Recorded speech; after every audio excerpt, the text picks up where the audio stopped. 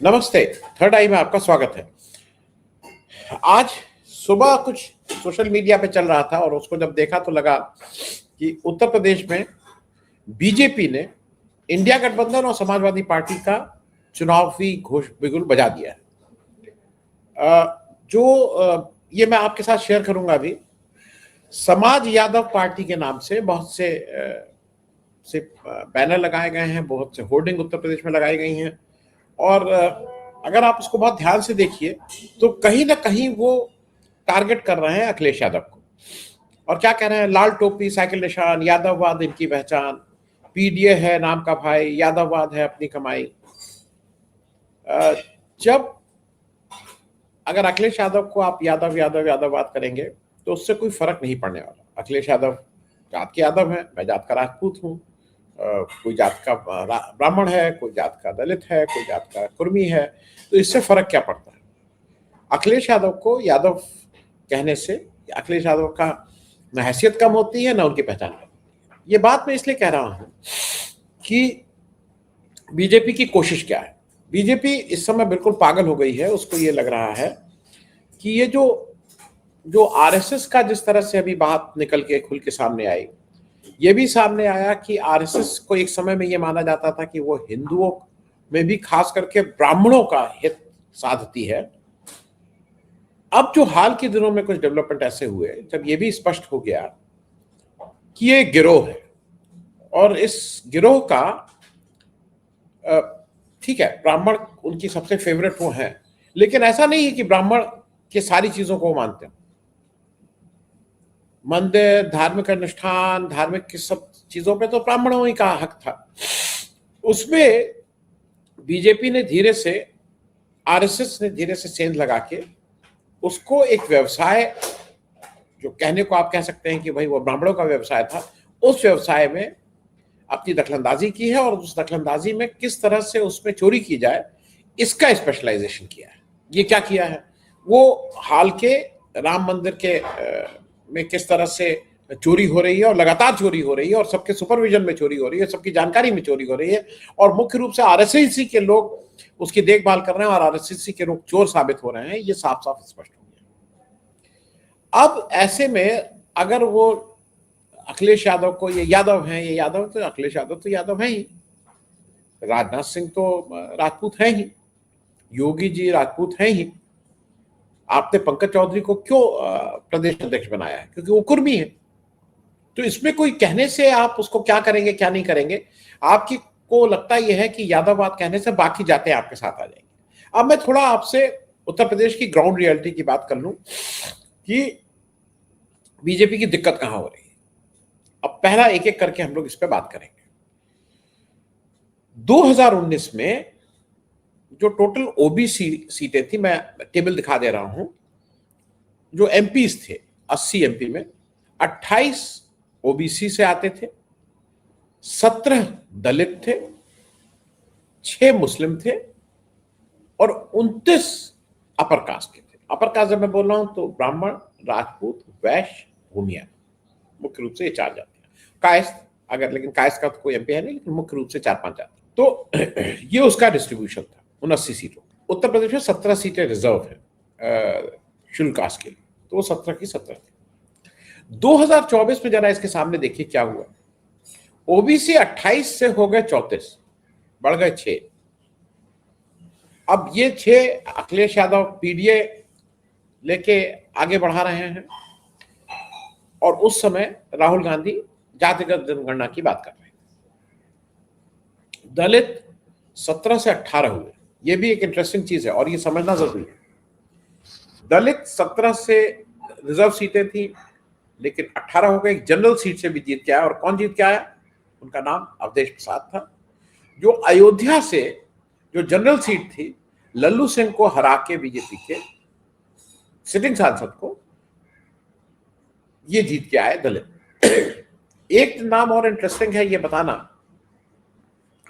कि ये बीजेपी के अगेंस्ट समाजवादी पार्टी ने एक बड़ा एक्सपेरिमेंट किया था, विच वी मस्ट एडमायर कि this was a big Gamble, तो नहीं बोलूंगा, एक कैलकुलेटेड वो था। मेरठ की जनरल सीट से, जहां से अरुण गोविल जो थे वो इलेक्शन लड़ रहे थे, वहां से एक और दलित चेहरे को उतारा था समाजवादी पार्टी ने, सुनीता वर्मा, मतलब इंडिया गठबंधन की तरफ से। वो मात्र 10,000 वोट से चुनाव हारी थी और लोगों का ये मानना है कि 10,000 वोट से तो वो हराई गई थी। और ये मानी हुई बात है कि अगर जिस तरह से बीजेपी का आप देख ही रहे हैं, अगर कोई 30-40,000 वोट से हार रहा है तो मानिए कि उसको हराया गया है, क्योंकि ये जो क्लोज मार्जिन हैं, ये courtesy election commission, courtesy administration, courtesy CBI, ED, ये सबके इनकम टैक्स का ये मिला जुला प्रभाव रहता है। तो वहां से भी अगर सुनीता वर्मा जीत जाती तो ये बड़ी बात होती कि जनरल सीट से 2 लोग जीत के आ रहे हैं। मुस्लिम पिछली बार 6 थे, इस बार 5 हो गए। और अपर कास्ट, ये इंटरेस्टिंग है, अपर कास्ट 29 थे 2019 में, 2024 में वो घट के 23 हो गए। और मैं इसी पे थोड़ा आपसे बात करना चाह रहा हूं कि कहां पे मुझे लगता है कि आज बीजेपी के लिए जो सिरदर्द है, जो बीजेपी को दिक्कत हो रही है, जो बीजेपी को समझ में नहीं आ रहा है कि इसको मैनेज कैसे किया जाए, उस पे आज मैं आपसे थोड़ा बात कर रहा हूं। और वो बात इसलिए क्योंकि ये एक ऐसी चीज है जिसपे बीजेपी इज वरिड। अब जरा आप अपर कास्ट की बात देखिए। अपर कास्ट के कुल कितने एमपी हैं और किस किस जात के हैं, ये मैं आपको एक सिलसिलेवार समझा रहा हूं। अपर कास्ट के ब्राह्मण एमपी 11 है, उस 11 में 8 बीजेपी के साथ है। बीजेपी के टिकट में 2024 की बात हो रही है, पुरानी बात हो गई खत्म। 23 जो हैं उनका अब लेखा जोखा कर लिया जाए। 11 ब्राह्मण एमपी, 8 बीजेपी के, 1 समाजवादी पार्टी का बलिया से और 2 कांग्रेस के। राजपूत 7, 5 बीजेपी, 2 सपा, 7 भूमियार, 2 एमपी, घोसी से राजीव राय और इलाहाबाद से उज्ज्वला रमन से, 1 कांग्रेस, 1 सपा, बीजेपी से कोई नहीं। वैश्य 2 बीजेपी, 1 सपा। तो ये कुल, जब बीजेपी के कुल अपर कास्ट एमपी 15, सपा के 5, कांग्रेस के 3। ये इंपॉर्टेंट इसलिए है कि 2 तरह से एक चीज देखिएगा कि जब अपर कास्ट की भी बात आ रही है तो बीजेपी में भूमियार एमपी कोई नहीं है, लेकिन सपा के पास है। तो सपा इन चारों अपर कास्ट को भी साधे हुए है, ऐसा नहीं कि वहां से साफ हो गई है। उसके पास कहने को 1 ब्राह्मण है, 2 राजपूत है, 1 भूमियार है, 1 वैश्य है, तो वो वहां से भी साफ नहीं है। तो वो जो उसको अखिलेश यादव उसको सिर्फ पीडीए बोलते हैं, लेकिन पीडीए के साथ साथ उसको भी वो कहीं ना कहीं से संभाल के चल रहा है। अब इसके बाद एक इंटरेस्टिंग बात आती है जिसके साथ आपसे, जिसपे आपको भी, दलित 17 सीटें हैं रिजर्व। आपकी जानकारी के लिए बता दूं, 2014 में 17 में 17 सीटें बीजेपी जीती थी उत्तर प्रदेश में। 2019 में 17 में 15 सीटें बीजेपी जीती थी और 2 सीटें बीएसपी जीती थी। बल्कि 2019 में बीएसपी और सपा मिलकर लड़ रहे थे, लेकिन बीएसपी 2 रिजर्व सीटें जीती थी, 17 में 15 बीजेपी जीती। इस बार क्या हुआ, सीटें तो 17 हैं, जीत क्या है 18। अब उसका चेंज क्या है, 8 बीजेपी, 8 सपा और एक अन्य है, 1 कांग्रेस। तो अगर आप टेक्निकली देखिए तो इंडिया गठबंधन 9, एनडीए 8, एक अन्य में चंद्रशेखर आजाद जो हैं, वो अपनी अलग पार्टी है उनकी, वो अन्य में। तो यहां पे भी पलड़ा भारी है इंडिया गठबंधन का। और ये एक इंपॉर्टेंट शिफ्ट है, और इस पे मैं थोड़ी देर आपसे बात करना चाहूंगा। एक इंपॉर्टेंट शिफ्ट है, ये कैसे शिफ्ट हुआ दलित वोट।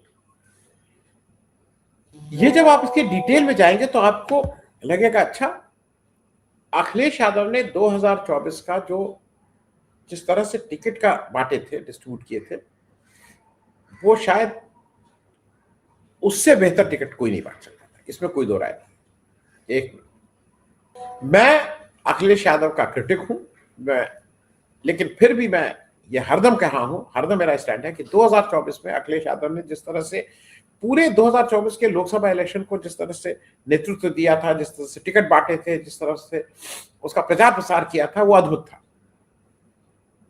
और अगर उस तरह की परफॉर्मेंस को रिपीट कर लेते हैं तो फिर उत्तर प्रदेश में के परिणाम उनके अनुकूल हो सकते हैं। लेकिन अभी तक वो इस तरह का नहीं नजर आ रहा। हो सकता है वो लेट स्टार्टर हो, जैसा उन्होंने पिछली बार भी किया था। वो कहते थे हम लेट स्टार्ट करते हैं। अब यहां पे मैं इस बात को इसलिए बार बार कह रहा हूं कि दलित में उन्होंने कहा सेंध मारी। 8 कैसे आए? 8 ऐसे आए कि दलितों में सबसे बड़ा जो वर्ग है वो जाटव, हमारी तरफ उसको चमार बोलते हैं, वेस्टर्न यूपी में जाटव बोलते हैं। इनकी सबसे बड़ी तादाद इनकी होती है, ज्यादा मैक्सिमम, जिससे बाकी लोग आते हैं। उसके बाद शेड्यूल कास्ट में जो सबसे बड़ी तादाद है वो पासी की है। 2019 में 3 पासी एमपी बने थे और तीनों बीजेपी के टिकट। लेकिन इस बार 8 पासी एमपी बने हैं, लोकसभा पहुंचे हैं, और उसमें से 3 बीजेपी के हैं, 5 समाजवादी पार्टी के। समाजवादी पार्टी ने यह समझ लिया था कि जाटव वोट मायावती और इनके साथ ज्यादा अलाइन रहता है। उन्होंने खूब ठीक से इस पे काम किया, पासी को ठीक से उम्मीदवार बनाया और वो उनको टिकट, उनको सीट के रूप में 5 पासी उनके पास आ गए। तो ये भी एक इंपॉर्टेंट है कि अखिलेश यादव का ये होमवर्क बहुत अच्छा हुआ था। तो अब दलित की बात हो गई। मुस्लिम पिछली बार 6 थे, इस बार 4 समाजवादी पार्टी के टिकट पे और 1 कांग्रेस के टिकट पे जीत के आए हैं। 5 लोग हैं इस बार।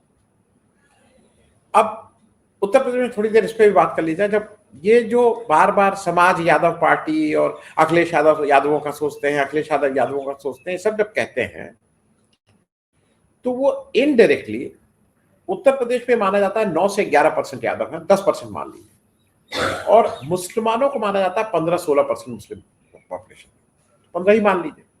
तो अगर आप 25% को ढकेल के एक कोने में खड़ा कर दे रहे हैं तो वो उनका टेक ऑफ ही 25% से हो रहा है। इन्होंने कहां सोशल इंजीनियरिंग की है, वो भी एक समझने वाली बात है। और वो समझने वाली बात सबसे ज्यादा ओबीसी में। ओबीसी में सारे बैकवर्ड, ओबीसी सब लोग आ रहे हैं। ये जब मैं इसको इसलिए इस बात को छेड़ रहा हूं कि जब पिछली बार हुआ था तो ये ओबीसी 28 जीते थे, इस बार 34 जीते। और 34 कहां कौन जीता है ये भी जरा समझ लीजिए। बीजेपी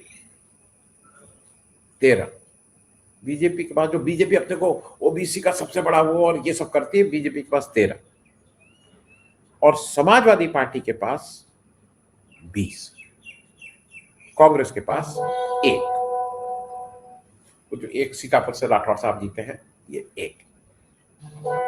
तो इस न्यूमेरिकल उसमें भी जो टोटल 34 है उसमें 21 इंडिया गठबंधन में है, 13 बीजेपी के पास है।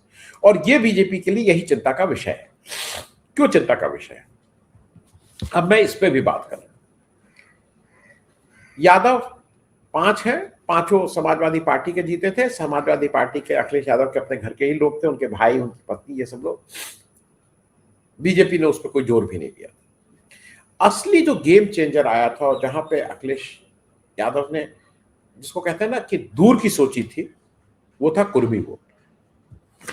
कुर्मी उत्तर प्रदेश में करीब 7.5% कुर्मी है। कुर्मियों का, मैं 2027 के रेफरेंस पर अगर बात करें तो कुर्मी कुल करीब 40 एमएलए कुर्मियों के, उसमें बीजेपी और एनडीए मिला के 27 कुर्मी एमएलए एनडीए के खाते में, समाजवादी पार्टी के 12 और कांग्रेस में के 2 में से 1 एमएलए कुर्मी, कुल 40 एमएलए इस तरह से होते हैं। अब यहां पे तो बिल्कुल दबदबा है, 27 में से, मतलब 27 बीजेपी और 13 इनके, आधे से भी कम, 2/3 तो बीजेपी के पास। लेकिन जब आप इसको लोकसभा में आते हैं तब क्या हो जाता है? 3 MP BJP, 7 MP Samajwadi party और 1 एमपी कांग्रेस। बिल्कुल चीजें पूरी तरह से बदल ही जाती। और ये इंपॉर्टेंट है मतलब माफ कीजिएगा, एक कांग्रेस नहीं, एक अपना दल, माफ कीजिएगा, एक अपना दल लोकसभा।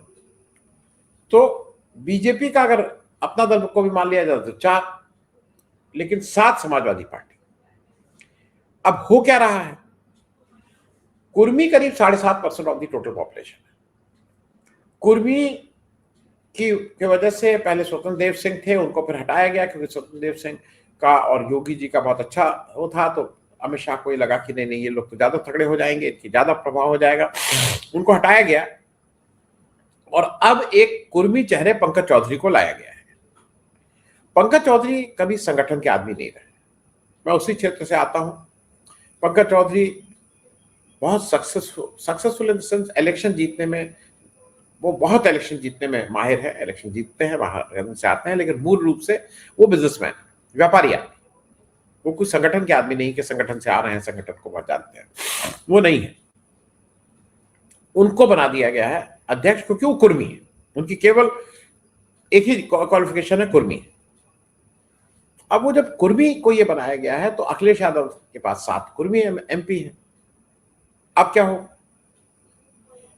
अब होगा ये कि कुर्मी क्यों, अगर कुर्मी को भाई किसी भी जात को, अगर आप जात पे लड़ना है तो उसको जहां ताकत मिलेगी वो वहां फ्लो करेगा ना।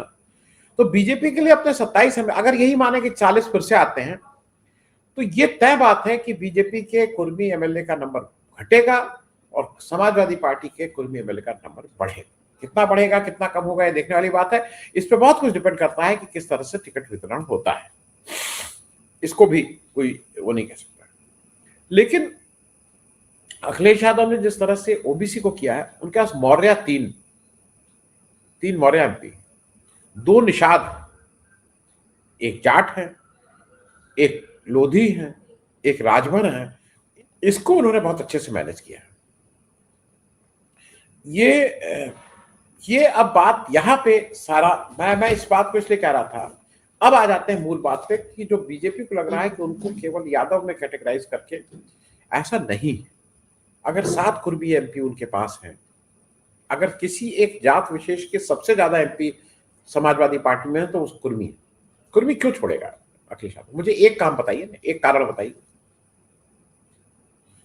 ये पंकज चौधरी कोई कुर्मियों के सिरमौर नेता नहीं कि उनको कुर्मी को देख के उनका, स्वतंत्र देव सिंह है, अनुप्रिया पटेल हैं, इसमें कहीं कोई दो राय नहीं है, सोनेलाल पटेल थे, इसको कोई डिनाई नहीं कर सकता। लेकिन क्यों देख, उसी तरह से मौर्य इनके पास 3, निषाद 2, संजय निषाद की तो इतनी बड़ी पार्टी आपने बनाई थी, राजभर 1 इनके पास एमपी है। कुल जमा बात यह है कि 2027 में अखिलेश यादव को केवल यादव पद देने से 2 डबल नुकसान हो रहा है बीजेपी। नुकसान नंबर 1 कि आप यादव और जो छिटके हुए यादव भी थे ना इधर उधर, उनको भी आप एक जगह कंसोलिडेट कर रहे हैं। जब गाली दे ही रहे हो तो ठीक है, हम यादव ही के साथ रहेंगे। मुसलमान को आप उनको भी कंसोलिडेट कर रहे हैं। अब पासी अगर ज्यादा रिप्रेजेंटेशन समाजवादी पार्टी में पा रहे हैं तो क्यों बचाएंगे बीजेपी के पास? Give me one reason. Same holds good for Kurmi. अब यहां पे जो सबसे महत्वपूर्ण बात है जिस पे बात करना चाह रहा था कि ब्राह्मण, जो मैं अभी भी मानता हूं वो सशक्त होते हैं, प्रभावशाली होते हैं, उनके मूवमेंट से थोड़ा वोट का मूवमेंट होता है, इसमें कोई दो राय नहीं है। वो क्या राम मंदिर में जो आप चोरी कर रहे हैं और लगातार चोरी कर रहे हैं, कोई ये नहीं कि एक बार गलती से चोरी हो गई, लगातार एक ऑर्गेनाइज लूट आरएसएस की सरपरस्ती में चल रही है। उत्तर प्रदेश का क्या एवरेज ब्राह्मण उससे खुश होगा?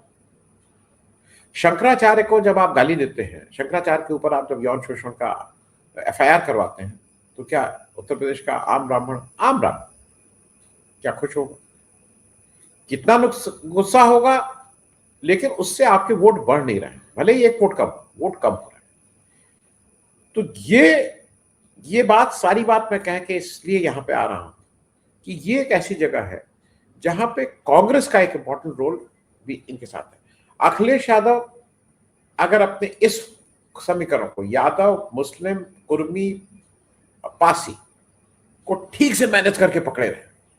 तो कांग्रेस की जिम्मेदारी होती है कि वो बाकी जो वोट इधर उधर भागते हैं, मुसलमानों का इधर उधर आता है, उनको यहां करें, ब्राह्मण वोट लाने की कोशिश करें, भूमियार वोट लाने की कोशिश करें।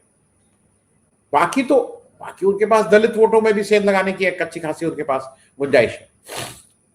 इन लोगों को लेके अगर आ रहे हैं तो शायद जो ये बीजेपी उनको एज यादव लीडर प्रोजेक्ट करने की कोशिश कर रही है। बेसिक मार्केटिंग का एक सिद्धांत होता है, दुश्मन का भी अगर नाम बहुत ले रहे हो ना तो उसका एडवर्टीजमेंट तुम कर रहे हो। अखिलेश यादव का बिना पैसा अपना लगाए अगर बीजेपी ही इस पे उतारू है कि हम ही उनका प्रचार करेंगे तो इसका तो कुछ वो नहीं है। बीजेपी अब कोई कहेगा ये हैंड एंड ग्लव्स हैं, वो चाहते हैं कि अखिलेश यादव जीते, तो हो सकता है चाहते हो जीते, लेकिन मेरे हिसाब से बीजेपी की ये बहुत बचकानी हरकत थी कि अखिलेश यादव को यादव ब्रैकेट करना। वो यादव है, उसको तो कोई डिनाई नहीं कर सकता है, who can deny that? लेकिन उसको इस तरह से ब्रैकेट करने में वो मेरे ख्याल में उल्टा ही पड़ेगा और बीजेपी को 2027 में मुश्किलों का सामना, ये it is written on the wall दिख रहा है। अपने वोटों को कैसे बचाते हैं ये भी देखने वाली बात होगी। थैंक यू सो मच, धन्यवाद।